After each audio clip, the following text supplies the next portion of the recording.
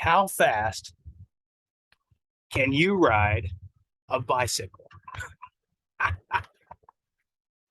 Picture it in your mind, like, down the sidewalk, down the road, maybe down a hill. I ask people this all the time, and frequently they say, oh, I don't know, 5 or 10 miles an hour, 20 maybe. And then I ask them to think about the Tour de France or the Olympic riders on those downhills in Europe, 60, 70 miles an hour. Crazy. So now think about this. What do you think the world record speed for riding a bicycle is? This one usually throws people. Before you Google it up, I'll just tell you. 283, or no, sorry, 183 miles an hour. 183 miles an hour. It's insane. Where's my clicker here? All right, let's jump in and talk about why that matters and how that might be an opening conversation about encouragement. So that's the series. This is the third really quick video. I like to ask people this question because it's pretty engaging and it's kind of fun, because then they say, how on earth, there's my family out riding bicycles, thinking about how fast we might be able to go. How on earth did somebody go 183.9 miles an hour? Well, Denise Mueller thought outside the box. She thought about potential. Yeah, I know there's a race car. But the Guinness Book of World Records didn't mind that. What she was doing was just a drag to reduce the wind resistance and wind drag in front of her.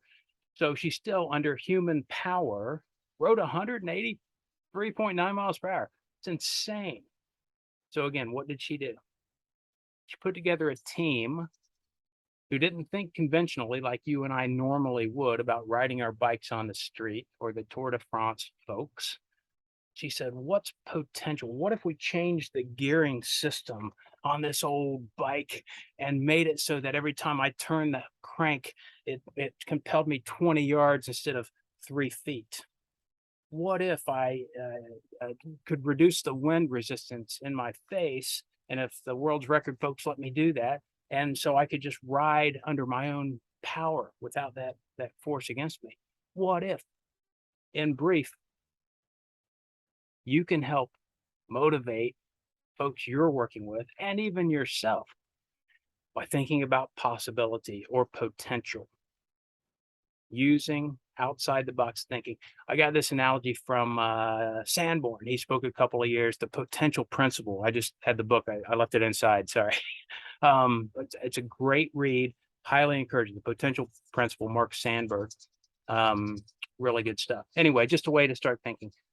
Just a couple of points here as you're having conversations, maybe thinking about motivating folks. Again, the part of this series, the Nest series of training, is think about what's possible for that person you're working with.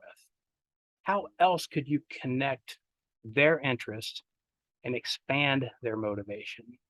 How could you help them imagine possibility or potential? I love those words, potential and possibility. They're very powerful and great conversations to help motivate. So this is the last in the series of motivation. So again, the first video, think about why folks are motivated, what's driving them, reflect on the basic, those intrinsic versus extrinsic, and how intrinsic is a little more powerful. Think about your own personal approach. How can you build your EQ? How can you build trust using some transparency, vulnerability, empathy? Really powerful tools. Second video, how do we keep our people safe? How do we talk about DEI everywhere? How do we include so people feel like they're belonging? And then having great conversation. So I hope that's helpful. Enjoy, and thank you so much for tuning in.